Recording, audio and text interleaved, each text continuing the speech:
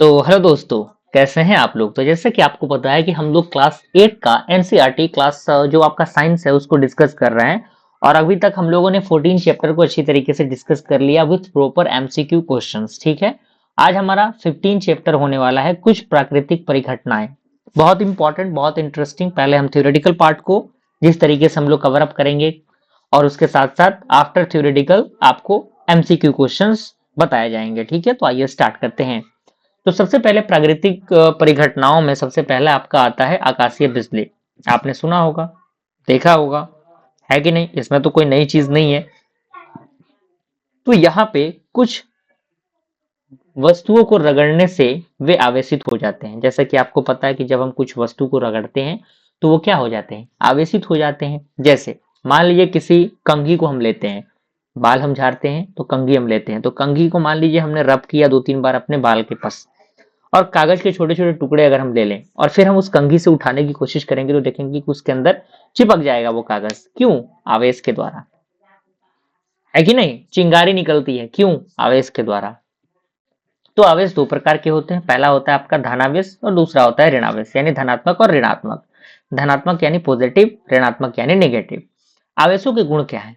तो यहाँ पे कह रहा है कि समान आवेश एक दूसरे को प्रतिकर्षित यानी रिपेल करते हैं। यानी समान आवेश, यानी मान लीजिए प्लस प्लस रहेगा तो एक दूसरे को क्या करेगा, एक दूसरे को क्या करेगा, ढकेलेगा, पीछे करेगा, प्रतिक्षेपित करेगा। और असमान आवेश, जैसे मान लीजिए एक प्लस है एक माइनस है, तो वो दोनों एक दूसरे को क्या करेंगे, आकर्षित करेंगे, अट्रैक्ट करेंगे। क्लियर हुआ। दूसरा पॉइंट है आपका इलेक्ट्रोस्कोप। तो यह उपकरण किसी वस्तु में आवेश की उपस्थिति जांचने के लिए उपयोग किया जाता है। यानी ये जो आपका इलेक्ट्रोस्कोप है, ये किसी भी वस्तु में आवेश की जो स्थिति है उसको जांचने के लिए उपयोग में लाया जाता है। और सरल इलेक्ट्रोस्कोप को बोतल, तार और एल्यूमिनियम फॉयल में से बनाया जाता है। यानी जो भी आपके सरल जो आपका इलेक्ट्रोस्कोप की बोतल होती है को जो है उनको बोतल, तार और एल्यूमिनियम के जो फाइल है उनसे बनाया जाता है। ठीक है ना। अगला हमारा आता है आकाशीय बिजली कैसे उत्पन्न होती है। ठीक है, मान लीजिए आकाशीय बिजली है तो आखिर वो कैसे उत्पन्न होती है। तो आपको पता है कि बादलों में जल कणों की गति से आवेश उत्पन्न होता है। यानी आपको पता है कि बादल में क्या होते हैं, जल के कण होते हैं। अब उनकी जो गति होती है, जो वो मूवमेंट करते हैं, उन्हीं के द्वारा क्या होते हैं, आवेश जो है उत्पन्न होते हैं। ठीक है ना। दूसरा पॉइंट कह रहा है कि बादलों के ऊपरी भाग में धनात्मक और निचले भाग में ऋणात्मक आवेश एकत्रित होते हैं। ध्यान दीजिएगा, जो बादल होते हैं उसके ऊपर वाले भाग में पॉजिटिव और उसके नीचे वाले भाग में नेगेटिव जो आवेश है, जो चार्ज है, वो क्या रहता है। ठीक है ना। जब आवेश अधिक हो जाता है तो बादल और पृथ्वी के बीच तेज चमक उत्पन्न होती है। मान लीजिए चार्ज जब आपका आवेश काफी ज्यादा हो जाता है तो उस कंडीशन में हमारी जो पृथ्वी और जो बादल है उनके बीच एक तेज चमक, जिसे हम लोग बिजली कहते हैं, वो उत्पन्न होती है। और यह एक बहुत शक्तिशाली विद्युत उत्सर्जन होता है, यानी इलेक्ट्रिक डिस्चार्ज ये होता है, जो कि बहुत ज्यादा पावरफुल होता है। अब यहाँ पे आता है कि बिजली से सुरक्षा आखिर हम कैसे कर सकते हैं। तो पहला आपका सुरक्षित स्थान, मान लीजिए पक्की इमारत, जो भी हमारे अच्छे खासे घर होते हैं उसके अंदर हमें जाना चाहिए। बंद वाहन का जो कार है उसको हमें, यानी जो कार है उसका वाहन बंद करके हमें उसके अंदर रहना चाहिए। कौन कौन से असुरक्षित स्थान है जो कि हमारे लिए खतरनाक है, अगर हम बिजली चमक रहा है तो, अगर हम बाहर हैं यानी खुले मैदान में है तो हमारे लिए कहीं ना कहीं दिक्कत है। पेड़ के नीचे है तब भी दिक्कत है, पानी के पास है तब भी दिक्कत है, और धातु की वस्तुओं के पास अगर है तभी तो हमें क्या हो सकती है, हानि हो सकती है। अब इससे बचा कैसे जा सकता है भाई। तो आपको पता होगा, आपने सुना होगा कि कई बार बोला जाता है कि बिजली चमक रहा है, अपने मोबाइल को यूज करना बंद कर दें। तो ये वो उसके तरीके हैं, उपाय हैं।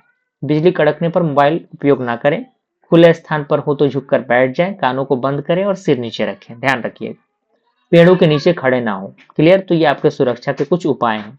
अगला हमारा आता है तड़ित चालक, जिसे हम लोग लाइटिंग कंडक्टर कहते हैं। तो ये ऊंची इमारतों पर लगाया जाता है। यानी ये एक प्रकार का क्या होता है, तड़ित चालक जो है वो जो बड़े बड़े बिल्डिंग होते हैं उनके ऊपर लगाया जाता है। और यह क्या होती है, एक धातु की छड़ होती है जो जमीन से जुड़ी होती है। यानी ये क्या होता है, एक रड होता है, छड़ होता है, ये बेसिकली धातु की बनी होती है, जो डायरेक्टली किससे जुड़ी होती है, जो लैंड होता है, जमीन जो होती है उससे जुड़ी होती है। और यह बिजली को सीधा जमीन में पहुंचा दे। मान लिया किसी घर पे बिजली गिर रहा है तो वो बिजली उस जो तड़ित चालक है उस पे आएगा और उससे आके सीधे वो कहाँ चला जाएगा, जमीन में चला जाएगा। ठीक है ना, इसीलिए उसको लगाया जाता है।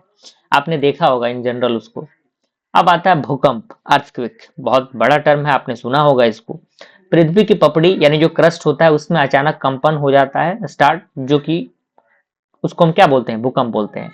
इसके कारण क्या है, हो सकता है कि उसके अंदर जो आपके टेक्टोनिक प्लेट है उनके अंदर कुछ गति हो रही है, ज्वालामुखी विस्फोट पर भी भूकंप आते हैं और भूमिगत विस्फोट के कारण भी भूकंप आते हैं। ठीक है, अब यहाँ पे आता है भूकंप से संबंधित कुछ महत्वपूर्ण शब्द। मान लीजिए अगर भूकंप का टर्म आता है तो उसके साथ साथ कुछ और भी चीजें आती हैं जिनके बारे में पता होना चाहिए। पहला होता है भूकंप का केंद्र, जिसे हम लोग फोकस बोलते हैं, यानी पृथ्वी के अंदर वह स्थान जहां से कंपन शुरू हुआ, यानी जहां से क्या हुआ, जहां से कंपन शुरू हुआ है वही आपका भूकंप केंद्र होता है।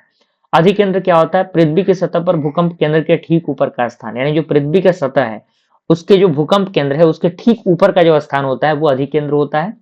अब भूकंप मापने का यंत्र, यानी आखिर कौन से यंत्र से हम माप सकते हैं, तो भूकंप के मापने का जो यंत्र है वो आपका सिस्मोग्राफी है।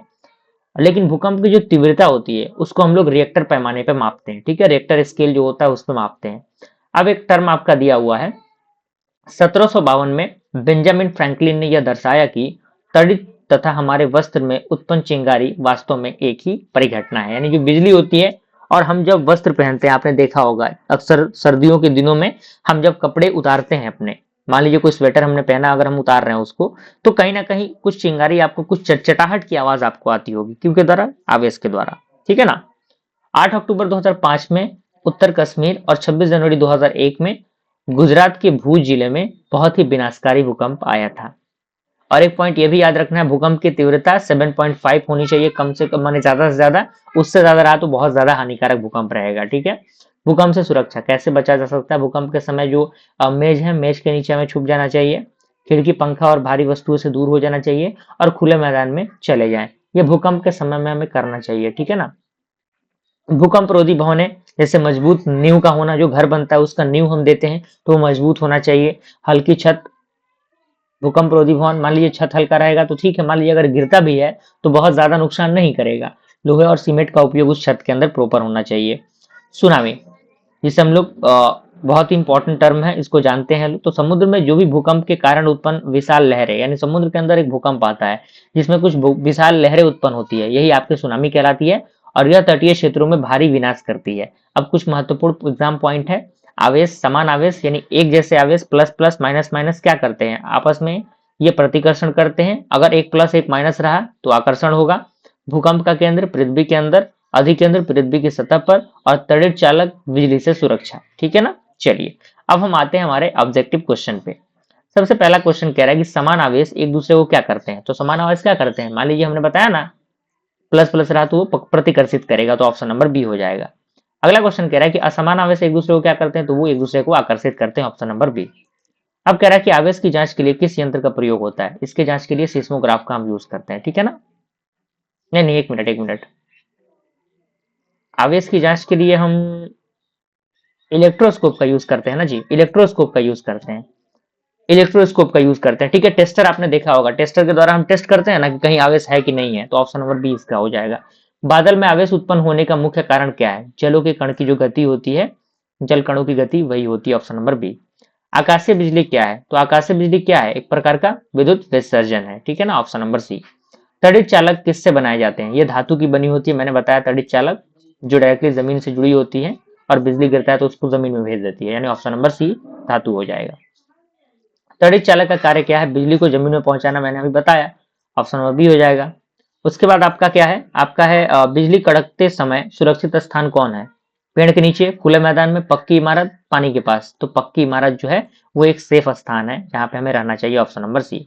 भूकंप का मुख्य कारण क्या है, जो टेक्टोनिक प्लेटें हैं उनकी गति है, ऑप्शन नंबर बी हो जाएगा। भूकंप मापने का यंत्र क्या है, भूकंप मापने का यंत्र क्या है, सिस्मोग्राफ है, हमने बताया अभी। और भूकंप की जो तीव्रता होती है वो किससे मापी जाती है, किस पे, रिएक्टर पैमाने पे मापी जाती है, ऑप्शन नंबर सी। पृथ्वी के अंदर जहां से भूकंप शुरू हुआ तो भूकंप का वो क्या होता है, केंद्र होता है, सेंटर, जहां से वो शुरू हुआ, ऑप्शन नंबर बी। और पृथ्वी के सतह पर भूकंप के केंद्र के ठीक ऊपर क्या होता है, अधिकेंद्र होता है, option number A. Clear. Tsunami का मुख्य कारण क्या है, समुद्री भूकंप। ठीक है। बिजली गिरने के समय किससे दूर रहना चाहिए, किससे दूर रहना चाहिए, हमें पेड़ से दूर रहना चाहिए। ठीक है ना, ऑप्शन नंबर सी। इलेक्ट्रोस्कोप में पत्तियां किस धातु की होती हैं, किस धातु की बनी होती है पत्तियां, एल्यूमिनियम की बनी होती है, नहीं नहीं एक मिनट, एल्यूमिनियम की बनी होती है। ठीक है ना, एल्यूमिनियम की, ओके। इलेक्ट्रोस्कोप में आवेशित वस्तु को रगड़ने की प्रक्रिया क्या कहलाती है, घर्षण कहलाती है। हमने घर्षण चैप्टर जब पढ़ा था उसमें हमने इसको देखा था।